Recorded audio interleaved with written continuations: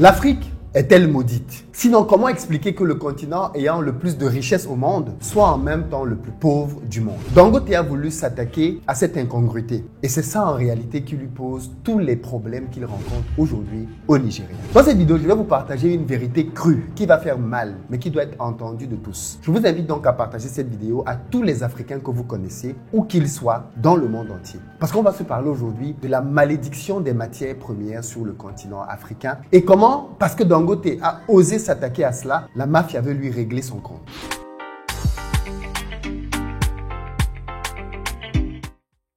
Salut à toi, bienvenue sur ma chaîne, moi c'est Philippe Simo et ici je te parle de business. Donc si ça t'intéresse, tu t'abonnes. Pour ceux d'entre vous qui voulaient, comme moi, lancer des business pertinents en Afrique, je vous invite bien évidemment à venir participer à Back to Africa, l'événement que j'organise au Palais des Congrès les 28 et 29 à Paris, avec pour but de vous expliquer comment vous pouvez lancer des business sereinement, comment reconnaître, identifier les pièges, mais aussi les éviter, et bien évidemment derrière, vous mettre en relation avec les fournisseurs qui vont bien pour vous permettre de réaliser ce que vous voulez faire sur le continent. Bref, c'est l'événement à ne absolument pas manquer. Réservez votre place maintenant pendant que vous avez encore une promotion là-dessus, mais qui ne va pas durer très longtemps. Je pense que la promotion s'arrête demain. Donc, entre aujourd'hui et demain, prenez vos places. Je voudrais à présent que l'on puisse parler du problème que rencontre Dangote au Nigeria. Si vous n'êtes pas au courant, Dangote a construit une méga raffinerie au Nigeria avec pour but de raffiner le pétrole qui sort de son pays. Il faut savoir que le Nigeria, c'est un très gros producteur de pétrole au monde. Mais qu'est-ce qui explique donc que le Nigeria soit encore un pays pauvre, il faut le dire, alors que d'autres pays dans le monde, notamment les pays des Émirats Arabes Unis, qui eux ont du pétrole, sont très riches? Certes, il y a une différence de population, mais tout ne s'explique pas simplement par cela. La grande différence entre les Émirats Arabes Unis et les pays africains, c'est la stratégie que ces deux pays ont adoptée. Les pays africains sont pauvres aujourd'hui parce que ce sont des pays qui sont restés dans une économie des matières premières. Retenez bien ce mot, économie des matières premières. Les pays africains pensent que pour s'enrichir, ils doivent vendre leurs matières premières. Et c'est donc là que le problème arrive. Parce qu'en réalité, tant que vous vendez des matières premières dans le monde entier, vous ne vous enrichirez jamais. Je vous mets au défi de me citer un seul pays au monde, un seul, qui est devenu riche en s'appuyant sur la vente des matières premières. Il n'y en a aucun. Tous les pays qui se sont enrichis dans le monde se sont industrialisés. Je parle bien évidemment des grands pays. Si vous prenez des pays comme la Suisse, on sait quel est le rôle que la finance a joué pour l'émergence d'un tel pays. Mais le reste des autres pays dans le monde se sont industrialisés. C'est quoi l'industrie? De manière basique, l'industrie, c'est la transformation d'une matière première en un produit semi-fini ou alors fini, utilisable directement par le consommateur final. Les Africains, vous allez voir qu'on continue d'entretenir cette rhétorique, se gargarisent d'avoir des matières premières. Et d'ailleurs, ils passent leur temps à reprocher à la France et à tout le monde de dire « vous venez chez nous piller nos matières premières ». Sous-entendu qu'il faut acheter nos matières premières au meilleur prix. Mais les amis, tant que vous restez dans le logiciel, pensant que le problème de l'Afrique, c'est le fait que les matières premières ne sont pas vendues au juste prix, vous entretenez la malédiction des matières premières en Afrique. Les matières premières sont une malédiction pour nous, dans le sens où, malheureusement, elles nous ont cloués au stade de vendeurs de matières premières. Nos pays n'ont jamais franchi le gap pour passer de producteurs de matières premières à transformateurs de ces matières premières. Et c'est là que Dangote donc apparaît comme un messie en Afrique. Parce que Dangote, au départ, il faut le rappeler, c'était un commerçant, comme la plupart des entrepreneurs africains. Qu'est-ce que c'est qu'un commerçant? C'est quelqu'un qui achète un produit à un endroit A et le revend à un endroit B. Écoutez bien ce que j'explique là maintenant. Vous pouvez le vérifier dans la plupart de nos pays africains. Qui sont les gens qui sont très riches dans nos pays? Très souvent, ce sont des commerçants. Ce sont des gens qui font quoi? Qui achètent du riz en Inde, en Thaïlande et qui viennent le revendre en Afrique. Ce sont des gens qui achètent du poulet au Brésil, et on reviendra sur l'exemple du poulet, et qui viennent le vendre en Afrique. Ce sont des gens qui achètent en Chine, je ne sais pas trop, des voitures ou d'autres consommables et viennent les vendre en Afrique. Et donc, de fait, qu'est-ce que ça entraîne? Ça entraîne que les économies africaines sont en réalité des économies artificielles. Pourquoi? Parce qu'en fait, qui s'enrichit dans ce deal? L'importateur. Le pays ne s'enrichit pas du tout. C'est l'importateur qui s'enrichit. Et comment il s'enrichit? Simplement, il va chez les producteurs, il achète, il revient dans son pays, il augmente le prix et il revend. Et il se fait sa marge. Point barre. Qui gagne de l'argent? La douane, l'importateur et bien évidemment le producteur chez qui on a acheté la matière première à l'étranger. Voilà le circuit dans lequel nos pays sont englués depuis des années. Regardez les montants d'importation dans nos pays. Vous allez vous rendre compte que année après année, ces montants ne font qu'exploser. Donc nos pays ne font qu'acheter de plus en plus à l'étranger. Mais c'est un système qui a été conçu et pensé depuis la base de nos indépendances. Au moment où nos pays ont été indépendants, les anciennes puissances colonisatrices se sont assurées, notamment dans les pays francophones, que nos pays seraient des pays de consommation. Consommation. Donc, consommation, il y a con au début. Et comment ça fonctionne? Au moment des indépendances, vous allez vous rendre compte que nos pays étaient essentiellement des relais de consommation des produits qui venaient d'ailleurs. À l'intérieur de nos pays, seules des multinationales étrangères, françaises notamment, ont pu s'implanter. Voilà pourquoi vous avez des cimenteries dans nos pays depuis les années d'indépendance et vous avez les brasseries. Il fallait qu'on boive. Et donc, ceci a établi la base et a biaisé le système, de telle sorte que dans nos pays africains, les premières personnes, parce qu'il faut le dire, au moment des indépendances, les Africains n'avaient pas assez de moyens pour lancer des industries.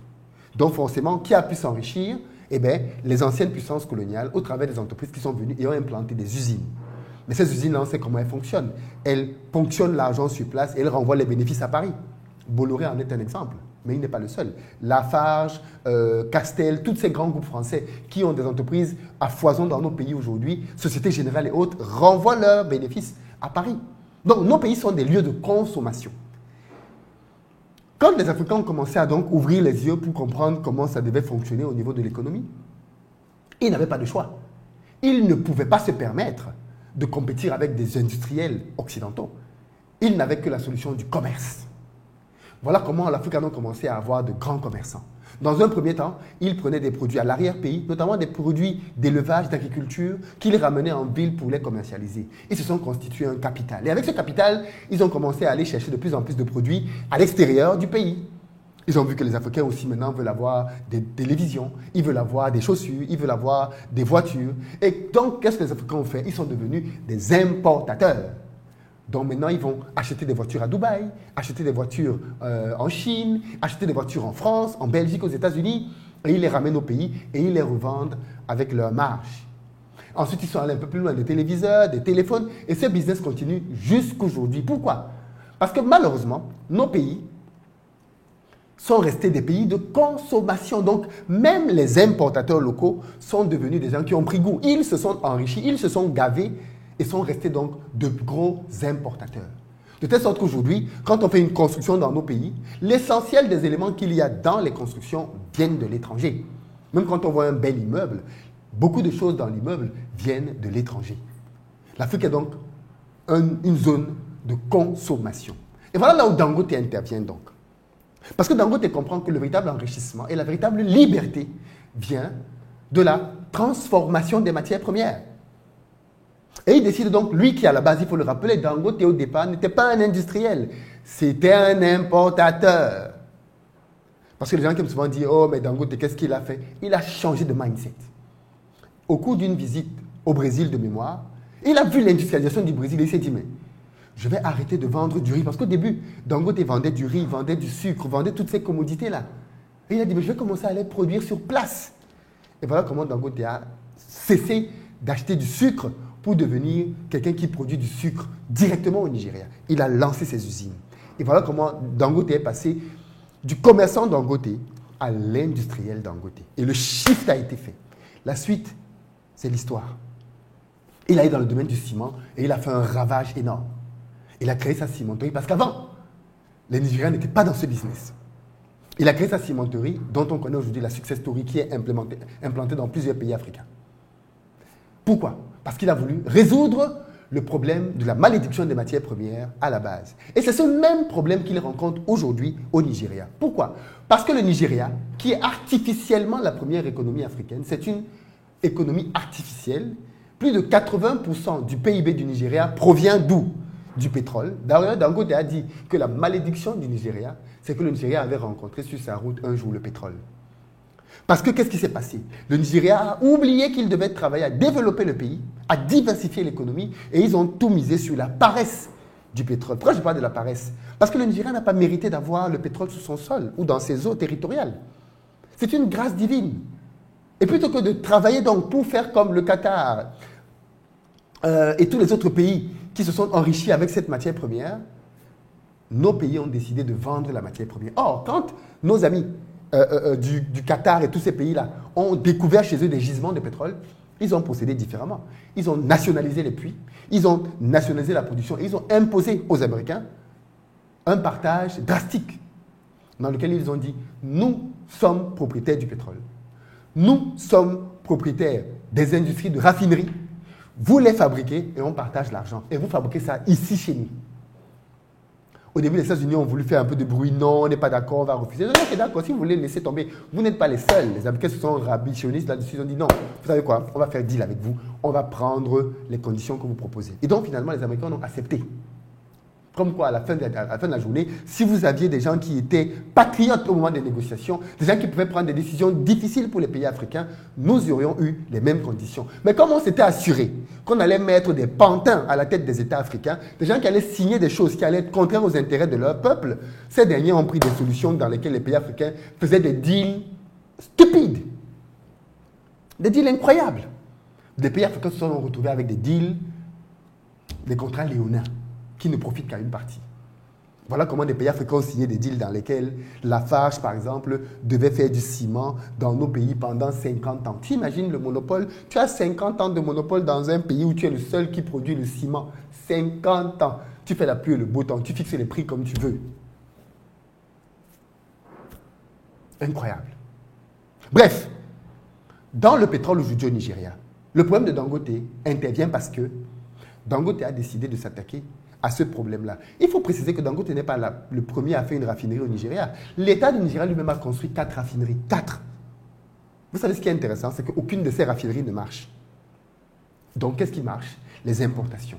Les importateurs continuent donc de manière royale au Nigeria de faire venir le pétrole. Mais quel est le deal? Et c'est ça qui est absurde. C'est que le Nigeria a le pétrole à l'intérieur du pays.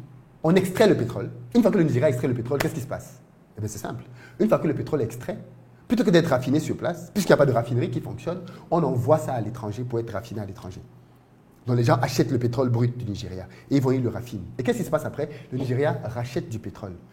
Qui l'achète? Des importateurs. Du pétrole de très mauvaise qualité. Donc, qui s'enrichit par le business du pétrole au Nigeria? Les importateurs. Ce sont eux qui s'enrichissent. Et vous vous doutez bien qu'avec les années, ils sont devenus très riches, très puissants. Et ces gens-là, donc, ne veulent pas entendre parler d'une histoire, d'une raffinerie sur place. Parce que la raffinerie de Dangote va mettre un terme à leur business. Et donc, ces gens-là sont prêts à tout pour combattre Dangote. Pourquoi? Parce que Dangote veut s'attaquer aux problèmes de fond. Il veut qu'on sorte de cette dépendance des matières premières vis-à-vis du reste du monde. Et ces importateurs n'en veulent pas du tout. Je vais vous donner un exemple que vous comprenez bien le mal que nous font certains importateurs. Prenons le domaine du poulet, pour que vous compreniez bien ce que Dangote est en train de faire. Quand on prend le domaine du poulet, ok?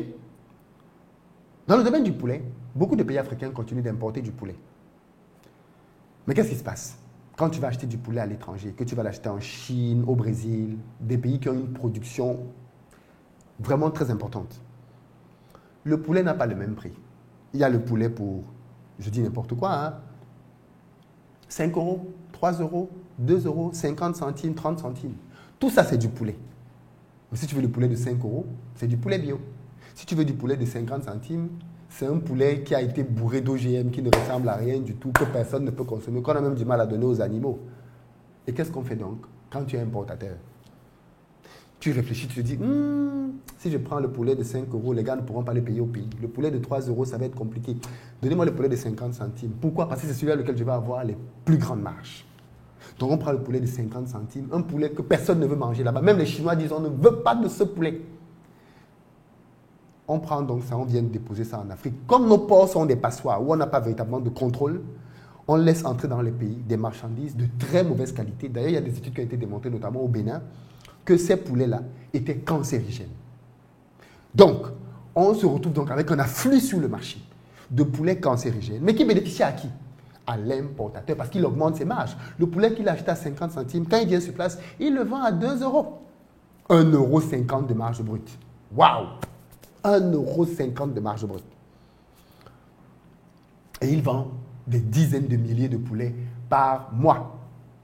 Du coup, cet importateur, s'il aimait réellement son pays, on peut se dire que bon, déjà il achèterait un poulet de meilleure qualité, donc il diminuerait ses marges, mais surtout, il commencerait la production locale de poulet, comme Dangote l'a fait. Il est passé d'importateur de sucre à producteur de sucre localement. Non, que nenni, nos importateurs ne veulent pas ça, ils ne veulent pas entendre ça.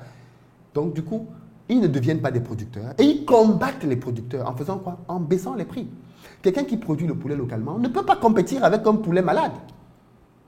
Donc, quand tu produis le poulet localement, tu vas faire un produit qui te coûte par exemple 2 euros en coût de revient. Donc, tu dois le vendre à 2,50 €, par exemple, tu vas avoir une marge. Mais maintenant, la population a face à elle un poulet de 2,50 € qui est produit localement et un poulet de 1 euro, de 2 € qui vient de Chine. Les gens vont te dire qu'ils n'ont pas les moyens. Ils préfèrent mourir en consommant le poulet de Chine parce qu'au moins, ils vont vivre quelques jours avant de mourir. Donc, du coup, qu'est-ce que les gens font? Ils prennent le moins cher. Mais le moins cher, c'est la pire qualité possible. Conclusion, les importateurs combattent tout ce qu'ils veulent produire sur place. Ce qui se passe pour Dangote se passe dans tous les pays africains. Tous les pays africains. Partout où il y a des importateurs, ils combattent. Et ceux qui combattent Dangote aujourd'hui au Nigeria, ce sont en grande partie les importateurs. Il y a des hommes de paille, hein? Il y a des hommes de paille forcément, mais ce sont les importateurs. Parce qu'ils ne veulent pas que Dangote fasse fonctionner son usine. Parce que pour eux, ça voudrait dire game over. Game over. Voilà donc la réalité dont on ne parle pas. La malédiction des matières premières dans nos pays. Nous avons des économies artificielles. Artificielles. Dans lesquelles les Africains ne sont que des consommateurs qui enrichissent des producteurs qui sont ailleurs dans le monde entier. Les importations nous font énormément de mal. Voilà pourquoi l'industrie est salutaire dans nos pays. Voilà pourquoi vous devez venir à Back to Africa. Parce que cette année, nous allons expliquer comment contourner toutes ces choses-là. Bertin Tiofo, mon mentor, subit les mêmes choses au Cameroun. Et ce sera l'occasion d'en parler, de vous dire dans le détail le type de challenge qu'il rencontre au Cameroun qui est semblable à ce que Dangote rencontre. Quand vous voulez commencer à être un producteur local et que vous vous attaquez notamment à faire de l'import-substitution, c'est-à-dire que vous voulez substituer l'importation par la production locale, les importateurs vont se fâcher avec vous. Ils vont vous combattre. Le problème, c'est qu'ils sont là depuis longtemps. Ils ont emmagasiné beaucoup d'argent. Ils connaissent le système et ils sont puissants. Mais tout ça, ça se contourne. Et vous devez être à Back to Africa. Prenez votre place pour venir vous former, savoir comment tout ça marche, pour être aguerri à être des solutions alternatives réelles, afin que les Africains reprennent possession de leur continent. Je reviendrai là-dessus dans une autre vidéo. Mais tant que nous ne dirigeons pas nos économies, on n'a pas compris où se cachent les vrais enjeux. Dangote est dans cette guerre-là et il va la gagner. Il va la gagner. Parce qu'il en a les outils, il en a les armes. En tout cas, c'est ce que je lui souhaite. Qu'est-ce que vous en pensez? Je pense que tout le monde devrait prendre conscience de ça et qu'on arrête de se vanter en disant on a du cobalt, on a de l'or, on a du manganèse, mais ça ne te sert à rien. Ça ne te sert à rien. Tu ne sais même pas comment transformer ça. Tu n'en connais même pas la valeur. Mais ça, je reviendrai dessus dans une prochaine vidéo parce qu'il faut bien développer ce point pour que les Africains arrêtent d'idolâtrer la matière première. Très bientôt. Pour ceux d'entre vous qui veulent faire du business en Afrique comme moi et développer des revenus, vous devez absolument être à Back to Africa, l'événement que j'organise à Paris les 28 et 29 septembre prochains au Palais des Congrès. Il s'agit d'un événement au cours duquel je vais vous partager tous les business que vous pouvez lancer en Afrique tout en vivant en Europe.